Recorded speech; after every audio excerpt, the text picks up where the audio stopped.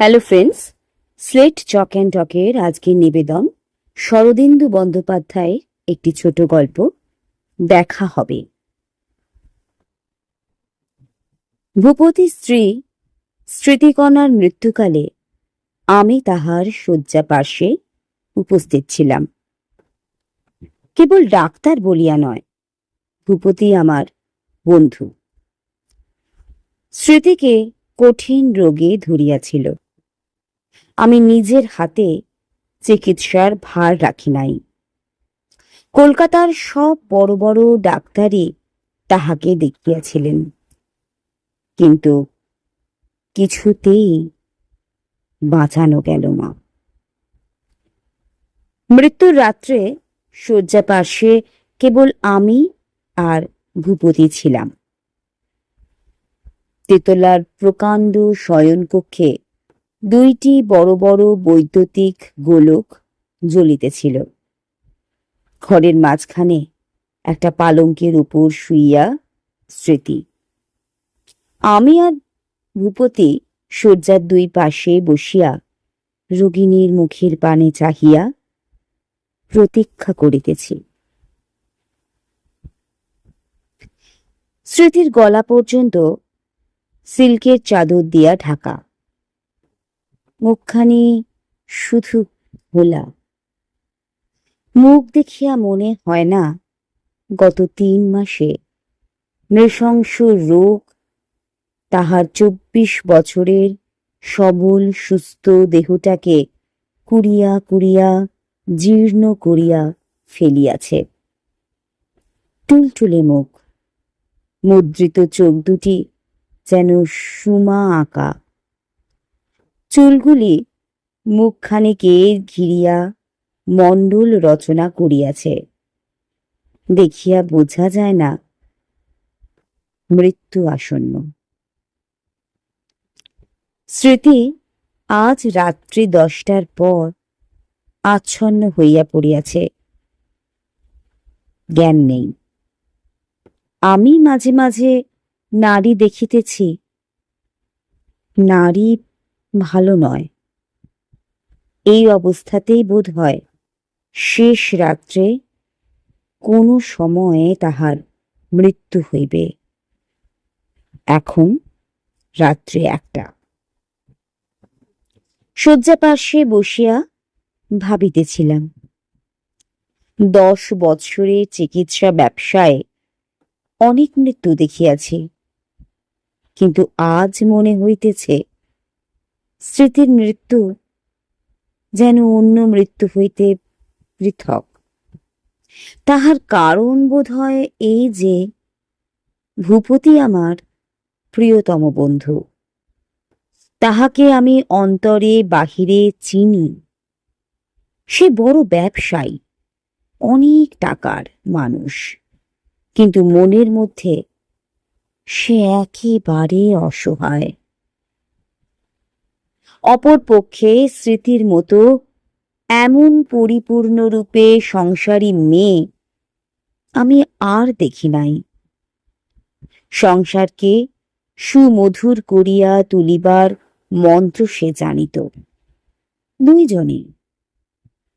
দুইজনে মিলিয়া সুখের নীড় রচনা করিয়াছিল।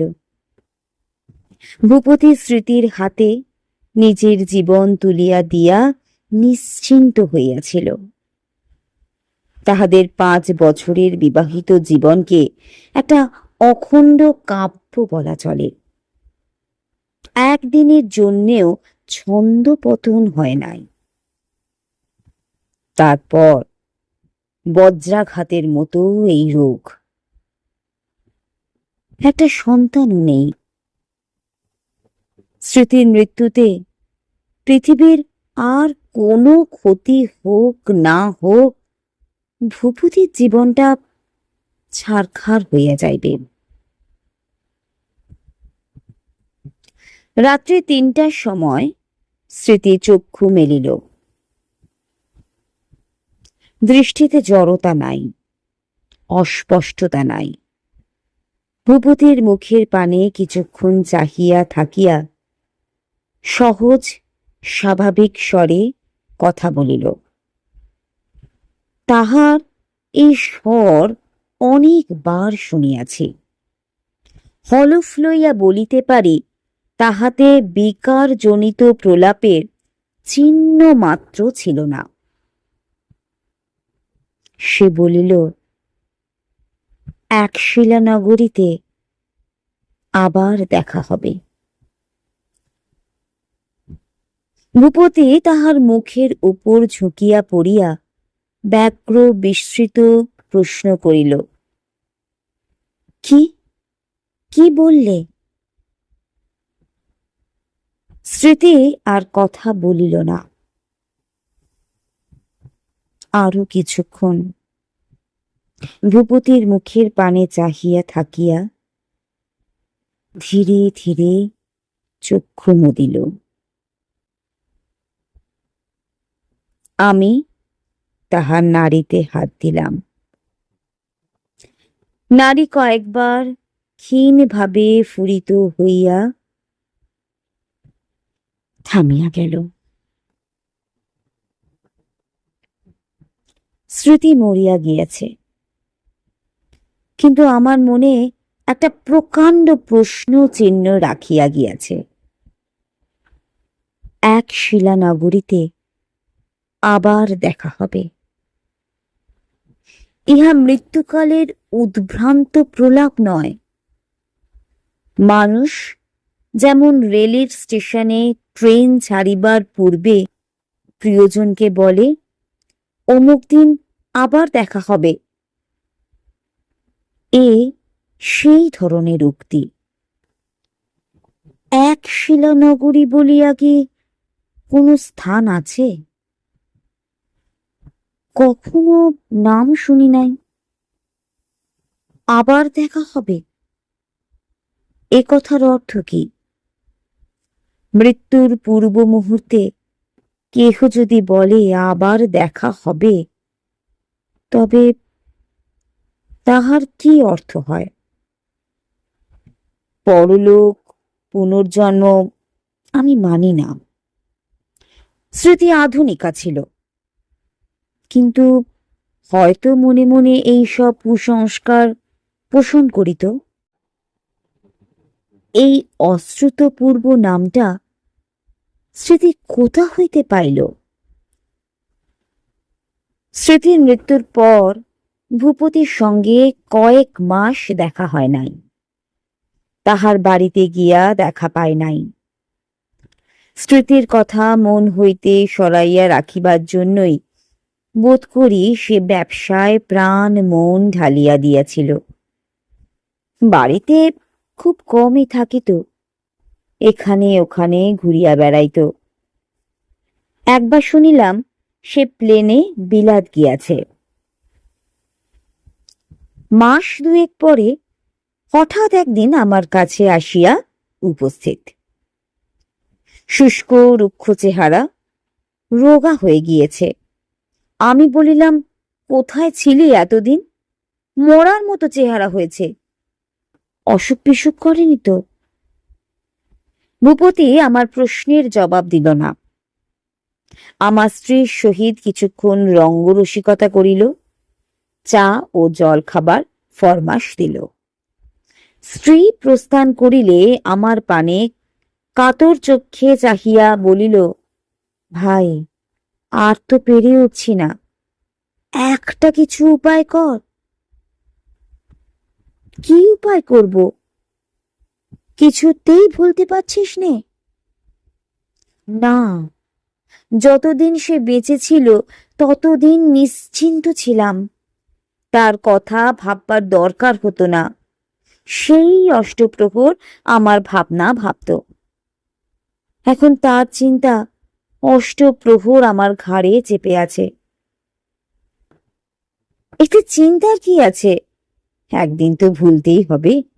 মনকে শক্ত কর, মনের রাশ ছেড়ে দিস নে। সে চেষ্টা কি করিনি?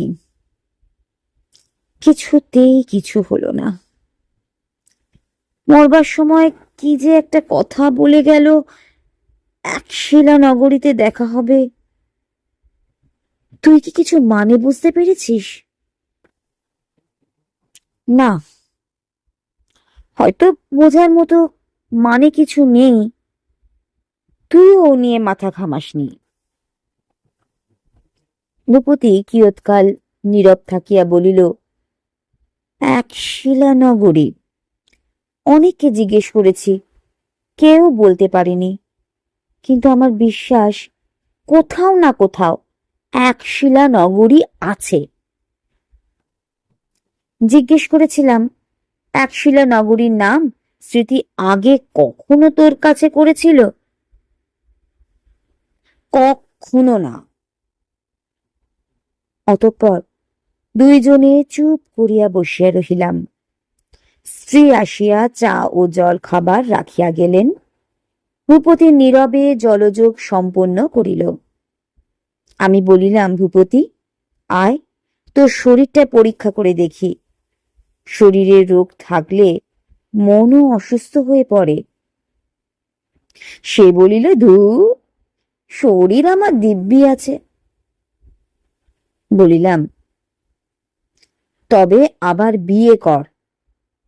স্মৃতিকে তুই কত ভালোবাসিস আমি জানি, তাকে ভুলে যেতে বলছি না, কিন্তু এভাবে জীবনটা নষ্ট করে ফেলার কোনো মানেই হয় না। আমার কথা শোন, আবার বিয়ে কর।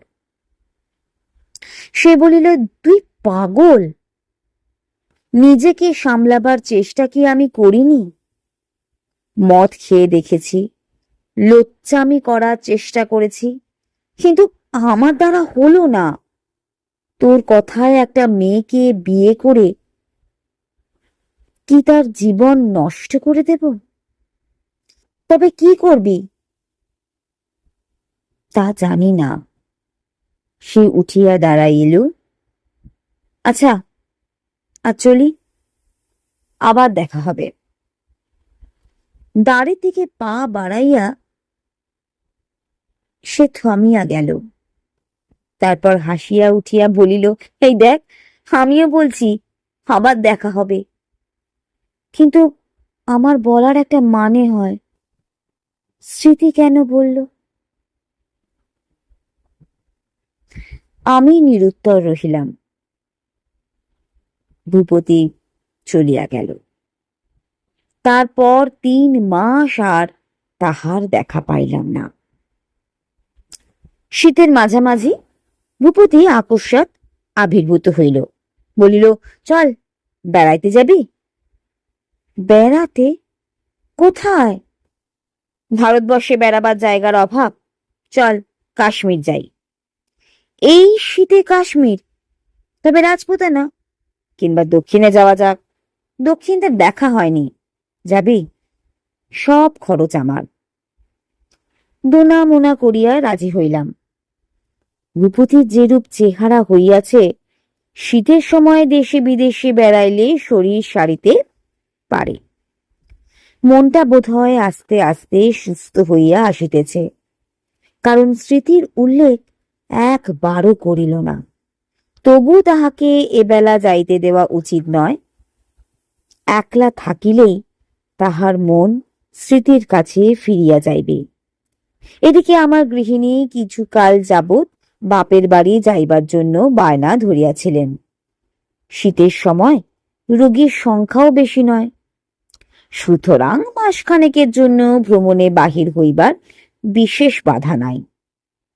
7-8 দিনের মধ্যে গোজকাজ করিয়া দুইজনে বাহির হইয়া পড়িলাম। রেলের প্রথম সারিতে ভ্রমণের মতো এমন আরাম ভ্রমণ আর নেই। ইহার কাছে এরোপ্লেন, জেট প্লেন তুচ্ছ। দক্ষিণে অনেক প্রসিদ্ধ স্থান দেখিলাম, মহীশূর, বেঙ্গালুর, উটি। প্রত্যেক স্থানে 2-4টি দিন বাস করিতেছি, আবার চলিতেছি। ভূপতির শরীর দ্রুত সারিয়া উঠিতেছে, মনের ওপর হইতেও কালো ছায়াটা সরাইয়া যাইতেছে। আশা হইতেছে ভ্রমণের শেষে সুস্থ সহজ মানুষটাকে আবার পাওয়া যাবে। বেজওয়াডা হইতে কাজীপেটের লাইনে একটা স্টেশনে গাড়ি থামিয়াছে। ভূপতি হঠাৎ নামিয়া পড়িল। আয়, এখানে যাত্রা ভঙ্গ করা যাক। এখানে যাত্রা ভঙ্গের কোনো প্রস্তাব ছিল না, কিন্তু ভূপতি পূর্বেও দু একবার এইরূপ করিয়াছে, অজ্ঞাত অখ্যাত স্থানে নামিয়া পড়িয়াছে। আপত্তি করিলাম না, আমাদের খেয়াল খুশির ভ্রমণ, যেখানে ইচ্ছা নামিয়া পড়িলেই হইল। নেহাত যদি এ স্থানে হোটেল বা ধর্মশালা না থাকে, তখন রেলের ওয়েটিং রুম আছে। প্রস্তর ফলকে স্টেশনের নাম দেখিলাম ওরঙ্গল। শহরটি ছোট, খুব পরিচ্ছন্ন নয়, তবে পাথুরে দেশের শহর পুরনো হলেও সহজে নোংরা পঙ্কিল হইয়া উঠিতে পায় না। একটি হোটেল আছে, তাহাতে আমরা গিয়া উঠিলাম। হোটেলের দ্বিতল হইতে শহরের পার্বত্য পরিবেশ দেখা যায়। সমস্ত দাক্ষিণাত্য যে একটা বিপুলাকায় অধিত্যকা দক্ষিণে পদার্পণ করা অবধি তাহা ভুলিবার সুযোগ পায় নাই। আর একটা কথা ভুলিবার উপায় নাই, বাঙালির সর্বত্র গতি। বাঙালির কোনো বদনাম আছে, কিন্তু দাক্ষিণাত্যের অতি নগণ্য অজ্ঞাতনামা স্থানে গিয়া দেখিয়াছি দু একটা বাঙালি বিরাজ করিতেছে। অপরিচিত কণ্ঠে বাংলা ভাষা শুনিয়া চমকিয়া উঠিয়াছি। কেহ চাকরি করিতে আসিয়াছে, কেহ ব্যবসার উপলক্ষে। বাঙালির অগম্য স্থান নাই। ওরঙ্গলেও তাহার বত্যয় হইল না। কোট প্যান্টলুন পরা জিরাফের মতো একটা লোক হোটেলে বাস করিতেছিলেন। জানা গেল তিনি বাঙালি। তিনি একজন প্রত্নবিদ, খুব মিশুকে লোক নন। পরে জানিতে পারিয়াছিলাম তিনি অত্যন্ত সন্দিগ্ধ প্রকৃতির লোক।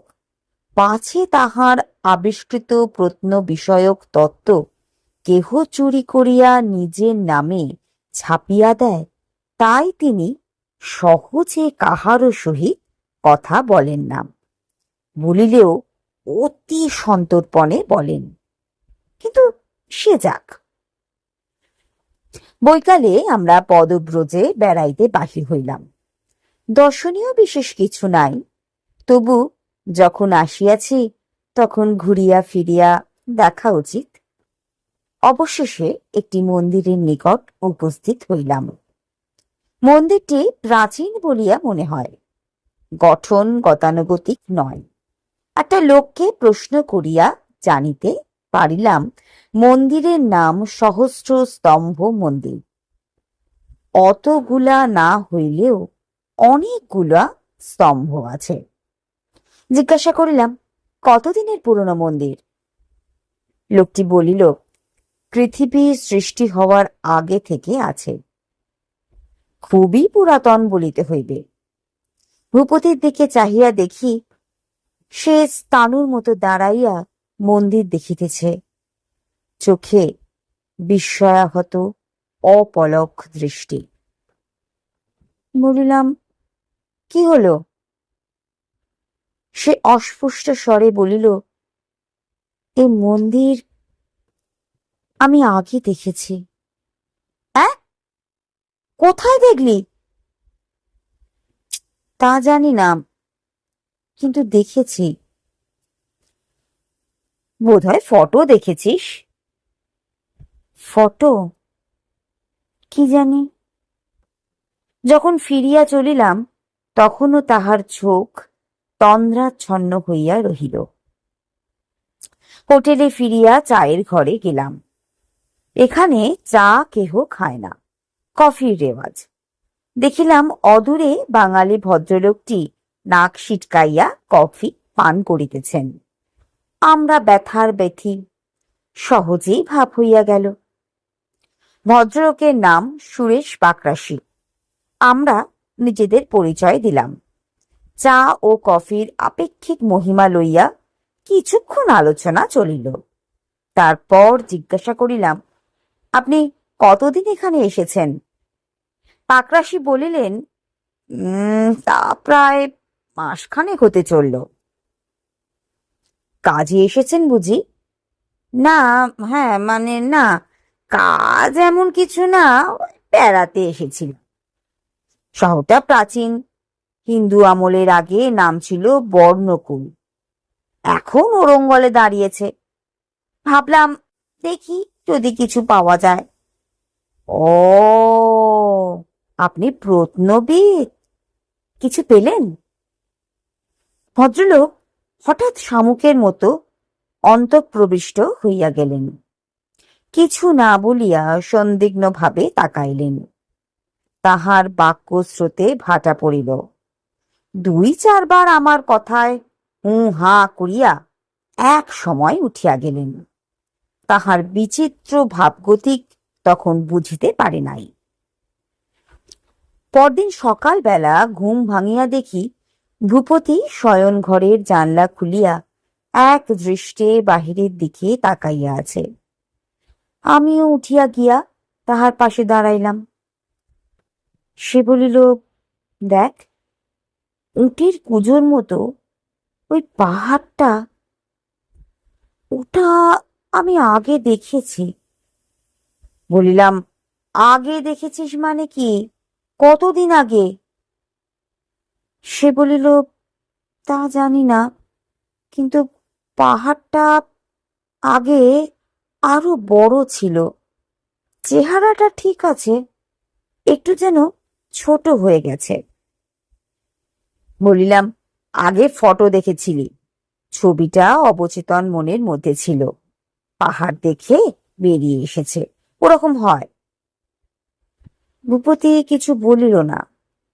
দূরে উটের মতো পাহাড়টার দিকে স্বপ্নাচ্ছন্ন চোখে চাহিয়া রইল। তারপর ওরঙ্গলে ৩-৪ দিন কাটিয়া গেল। আমার মনটা উসখুস করিতে লাগিল। এখানে দ্রষ্টব্য কিছু নাই, দীর্ঘকাল বসিয়া থাকার কোনো অর্থ হয় না।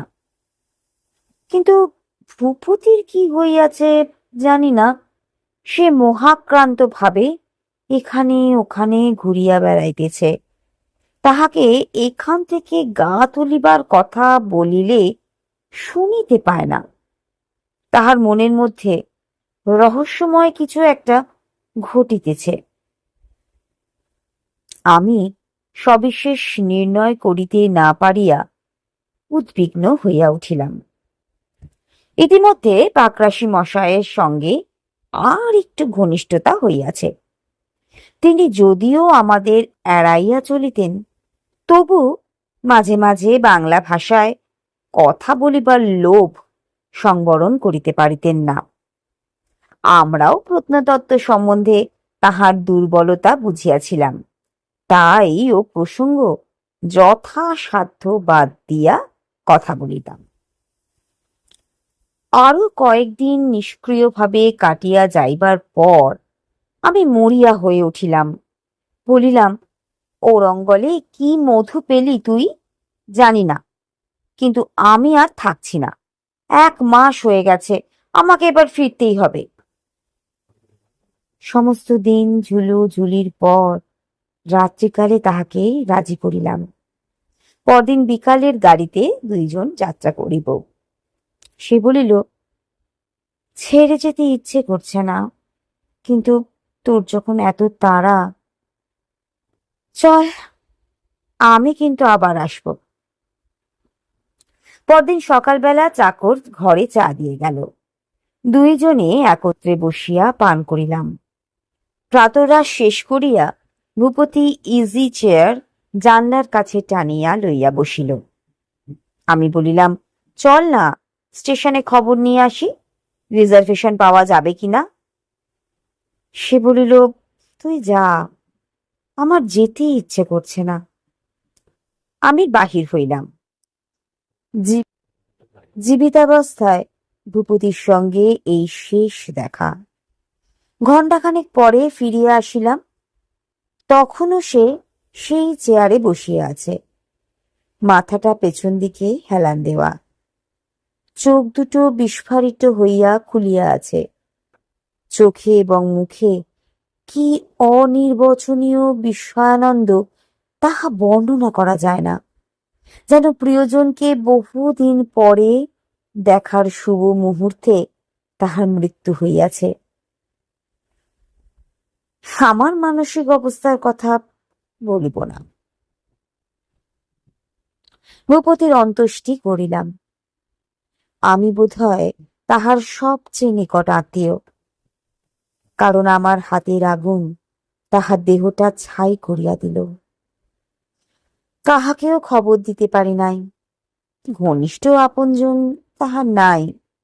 শুনিয়াছি এক ভাগিনা উত্তরাধিকারী, কিন্তু ভাগিনার ঠিকানা জানি না। দেশে ফিরিয়া চলিয়াছি, সঙ্গে চলিয়াছেন পাকরাশি মহাশয়।